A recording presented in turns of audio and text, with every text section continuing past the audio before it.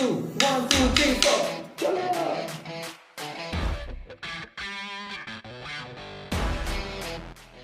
Hai, Assalamualaikum dan salam sejahtera.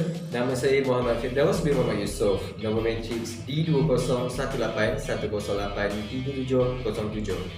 Baiklah, dalam video ini saya akan menceritakan pendapat saya daripada bahan bacaan 3 tentang assignment baca ragam, iaitu kod CUM2011. Pada pendapat saya, artikel yang telah dibaca oleh saya ataupun bahan bacaan 3 yang telah dibaca oleh saya, ianya lebih kepada tanggungjawab seorang guru. Namun begitu, ianya terbahagi kepada 3 bahagian, iaitu tanggungjawab guru kepada probation, tanggungjawab guru kepada anak murid dan tanggungjawab guru kepada komuniti. Baiklah, jadi saya akan pergi kepada bahagian yang pertama dalam artikel ini, iaitu tentang tanggungjawab terhadap profession. Okay, yang pertama iaitu tanggungjawab terhadap profession. Jadi seperti mana yang kita tahu, profession ataupun pekerjaan sebagai seorang guru ini merupakan tanggungjawab yang besar, dan ini merupakan sebuah pekerjaan yang mempunyai kualiti ataupun integriti yang tinggi dan bukannya mudah untuk menceburi bidang perguruan ini. Lebih-lebih lagi kalau kita pergi dalam topik dalam perguruan muzik, kerana kita fokus lebih kepada bidang muzik, seorang guru tu hendaklah bertanggungjawab dengan tanggungjawab yang telah diberikan. Sebagai contoh, jika seorang itu menjadi guru muzik, jadi dia hendaklah bertanggungjawab dengan melaksanakan segala tanggungjawab yang telah diarahkan oleh kementerian kepada guru tersebut untuk melaksanakan PDPC Abad Pembelajaran 21 kepada anak-anak murid mereka. Jadi selain itu, guru juga perlu sentiasa mempunyai communicate ataupun persefahaman yang baik dengan guru yang lain, supaya akan mewujudkan suasana ataupun persekitaran bekerja yang positif. Jadi daripada situ akan datangnya positive vibes. Okay? Dari situ akan datangnya positive vibes dan akan lebih mudah bagi guru-guru ini menjalankan kerja-kerja mereka sebagai seorang guru. Dan paling penting, di mana sebagai seorang guru yang terpilih dalam profesi ini, hendaklah mempunyai pemikiran yang positif dan tidak memandang rendah terhadap subjek ataupun mata pelajaran yang diajar oleh guru lain. Sebagai seorang guru muzik juga, apabila kita hendak mengendalikan anak murid kita ataupun yang terlibat dengan aktiviti muzik, kita hendaklah sentiasa mengikut peraturan sekolah juga. Kita tak boleh melanggar peraturan sekolah. Yang kita tahu bahawa pembelajaran muzik ataupun mungkin kita mengendalikan aktiviti berseragam, ianya memerlukan banyak masa dan lebih masa untuk mengajar. Namun begitu, kita tetap perlu mengikut sistem ataupun peraturan yang telah ditetapkan di sekolah. Jadi kita perlu wujudnya sikap bertolak ansur di situ. Jadi sebagai seorang guru juga, kita harus bijak untuk membahagikan masa kita.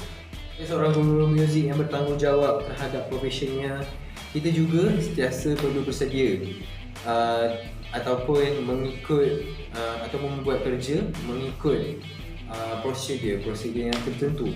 Di mana kalau sesuatu perkara yang kita lakukan ataupun latihan tersebut, kita hendaklah mempunyai prosedur ataupun surat kebenaran keluar kelas atau sebagainya. Seorang guru yang bertanggungjawab juga, kita hendaklah sentiasa menyokong terhadap agensi ataupun sekolah yang kita bekerja itu. Jadi kita hendaklah menyokong dan sentiasa bersetuju dan memberi pendapat yang bagus bagi wujudnya suasana serta persekitaran sekolah yang lebih baik. Jadi kita akan pergi kepada poin yang kedua ataupun bahagian yang kedua yang terdapat dalam bahan bacaan 3 ini, iaitu tanggungjawab guru terhadap pelajar.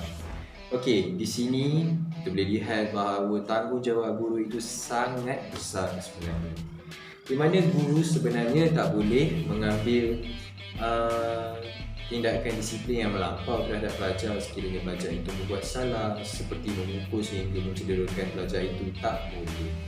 Sekadar menghukum bagi memberi pengajaran tidak apa, tapi tetap ada syarat dan juga caranya supaya pelajar itu tidak tercedera. Seterusnya, sebagai seorang guru sebenarnya kita tak boleh mengambil kesempatan terhadap pelajar daripada segi mental dan juga fizikal pelajar itu. Okay, jadi sebagai seorang guru ni kita hendaklah bersikap adil dan saksama dan perlu memberi layanan kepada pelajar itu secara sama rata. Dan sekiranya seseorang pelajar itu, andai kata jika dalam kelompok pelajar yang kita ajar itu ada pelajar yang lambat untuk mendapat ilmu tersebut, janganlah kita mengabaikan pelajar tersebut dan hanya memberi tumpuan kepada pelajar yang pandai, kerana itu adalah salah dan tidak mendapati profession kita ataupun tanggungjawab guru terhadap pelajar. Sebagai seorang guru tak boleh ada hubungan sebagai kekasih ataupun dapat hubungan tersembunyi dengan pelajar.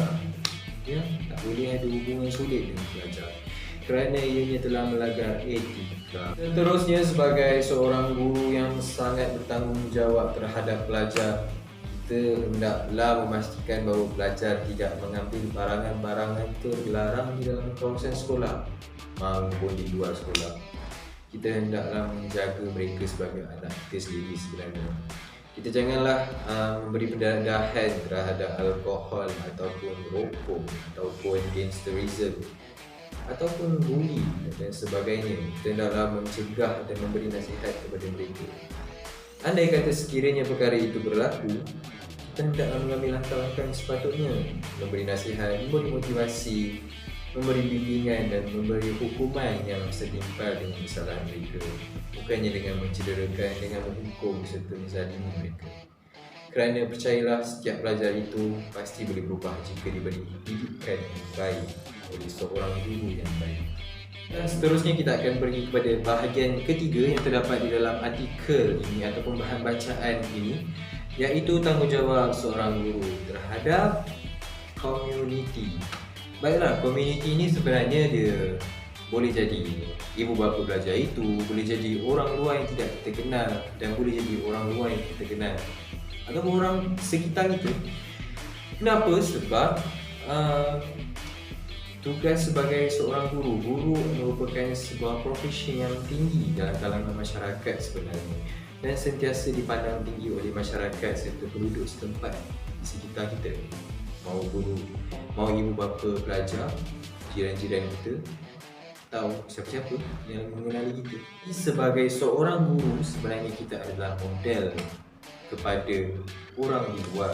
Lebih-lebih lagi dengan profession guru yang mengajar subjek seperti muzik, kerana kita mengajar subjek muzik, mengajar baca ragam, kerana ini lebih menerapkan tentang unsur-unsur disiplin. Jadi di situ pandangan orang ataupun perspektif orang terhadap seorang guru seperti kita pastinya tinggi. Jadi kita perlu menjaga profession kita, harga diri kita. Sebagai seorang guru yang bagus, kita hendaklah terlibat dengan aktiviti kemasyarakatan dengan membawa anak-anak murid kita sekali melibatkan diri dalam aktiviti kemasyarakatan bagi mengeratkan lagi hubungan silaturahim kita.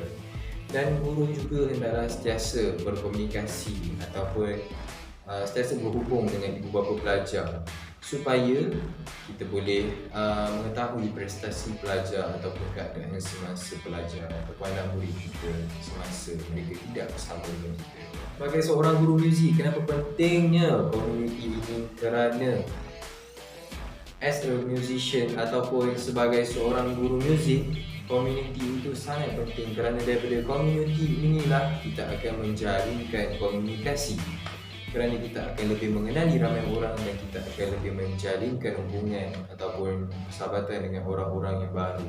Jadi daripada situlah akan terjalinnya komunikasi, ya, dari situ akan terjalin komunikasi kita dengan orang-orang yang hebat ataupun orang-orang yang bijak dalam industri muzik.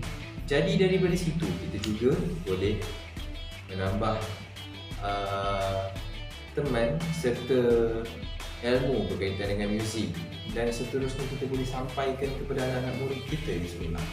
Jadi saya rasa sekian sajalah ringkasan ataupun pendapat saya daripada bahan bacaan 3 ini mengenai ketiga-tiga bahagian yang terdapat dalam bahan bacaan ini. Jadi itu sahajalah daripada saya. Sekian, terima kasih dan terima kasih kerana menonton video ini. Bye dan Assalamualaikum.